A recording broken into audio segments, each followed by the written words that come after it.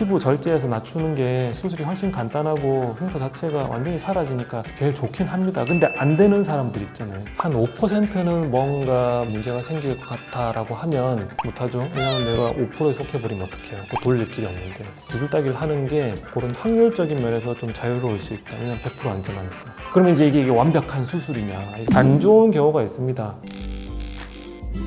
성형외과 전문의 김종규입니다. 오늘은 이제 또 두 줄 따기 시리즈로 말씀을 드릴 건데 두 줄 따기의 편견 및 오해 깨부수는 시간을 갖도록 하겠습니다. 전에 쌍꺼풀 영상을 참조하시면 도움이 되니까 보고 오시면 이해가 더 잘 될 겁니다. 두 줄 따기를 해야 된다 그러면 많이 듣는 얘기 중에 하나가 아니 뭐 어떤 병원에서는 이거 두 줄 따기 안 하고 절제하는 방식으로 쌍꺼풀 낮출 수 있다고 하는데 왜 두 줄 따기를 해야 되냐. 내가 보기에는 피부 많은 것 같고 눈 감는 데는 뭐 이 정도 잘라낸다고 문제 생기지 않는다고 한다. 피부를 잘라낸다고 눈이 안 감길 것 같다라고 해서 두 줄 따기 하는 경우는 그렇게 많지 않아요. 뭐 때문에 두 줄 따기를 권하느냐? 서양인과 동양인의 쌍꺼풀 모양 차이를 좀 참고하시면 좋거든요. 서양인 같은 경우는 쌍꺼풀이 눈 뜰 때 이렇게 쑥 들어가요. 그냥 쑥 들어가요. 동양인 쌍꺼풀은 그렇지가 않죠. 쌍꺼풀이 있고 그 위에 눈꺼풀이 가려져요.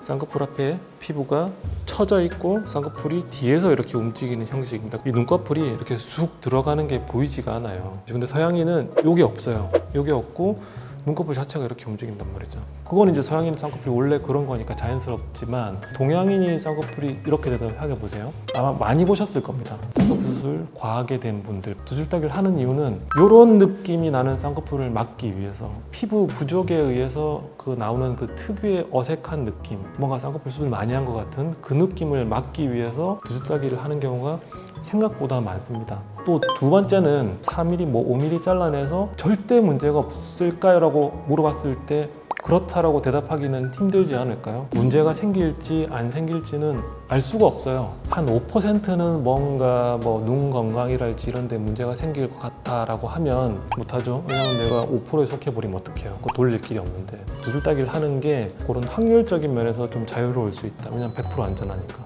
좀 안전하게 하기 위해서 그다음에 또 쌍꺼풀 라인을 좀 자연스럽게 보이게 하기 위해서 하는 경우가 많다. 만약에 했는데 뭐 피부가 남아나는 것 같아. 그때는 좀 더 정확하게 피부 양을 계산해서 절제 가능하기 때문에 그때 잘라도 큰 문제 없습니다. 뭐 인터넷에 찾아보니까 수술하고 나서 원래선으로 돌아갈 확률이 너무 높은 위험한 수술이다 라는 말을 많이 하더라고요. 반은 맞을 수도 있고 반은 틀린 얘기일 수도 있는 게 두 줄 따기를 숙달이 안 되면 당연히 그럴 확률이 있습니다. 두 줄 따기라는 수술에 숙달이 됐다는 가정하에서는 실패 확률이 거의 없는 수술입니다. 저는 일단 두 줄 따기 수술할 때 원래선으로 돌아갈 거란 얘기는 거의 잘 안 해요. 확률적으로 그냥 설명드릴 때는 1%도 안 되는 것 같다고 설명드리거든요. 사실 쌍꺼풀 절개할 때도 풀리는 확률도 그거보다 높을걸요. 두 줄 따기는 원래선으로 돌아갈 확률이 굉장히 높은 위험한 수술이다 라는 어떤 두 번째 오해. 지금 흉터도 너무 안 좋은데 이게 또 밑에다 또 째가지고 흉터를 또 만들면 어떡하냐.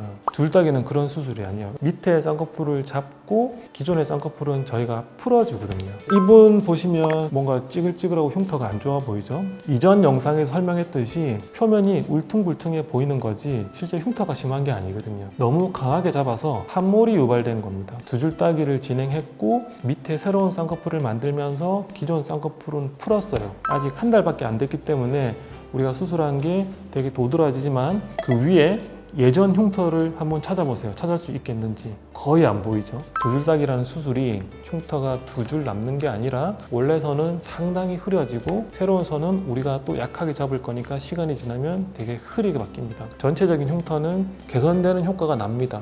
뭐 이거 가지고 크게 걱정할 필요 없다. 그러면 이제 이게 완벽한 수술이냐. 안 좋은 경우가 있습니다. 조직 절제를 많이 했을 때 피부가 아니라 피부 밑에 알륜근이라는 거. 쌍꺼풀을 만들 때 알륜근이라는 피부 밑에 있는 조직을 많이 잘라내면 그 부위가 웅덩이처럼 파이게 돼요. 이렇게 움푹 들어가게 돼요. 복구할 방법이 없어요. 조직 과절제, 특히 알륜근 과절제로 인한 흉터가 심한 경우는 두 줄 따기가 안 될 수도 있어요. 아주 심하지 않으면 두 줄 따기 하는 거에는 문제 없지만 기존 흉터가 수술하고 나서도 꽤 보이는 경우가 있습니다. 수술 전 상태를 보시면 쌍꺼풀선 밑에 속눈썹하고 쌍꺼풀선 사이에 있는 피부가 뭔가 바닥에 탁 달라붙어 있는 느낌이 들죠. 그 알륜근을 과절제해서 그쪽 부분이 전체적인 함몰이온 경우입니다. 두 줄 따기를 한다고 해도 부피 자체가 줄어 있는 게 변하지가 않거든요. 수술을 하고 나서 7개월 차가 되더라도 바닥에 좀 붙어 있는 느낌이 어느 정도 날 수밖에 없어요. 근데 이제 보시면 아시겠지만 기존 흉터는 많이 좋아져요.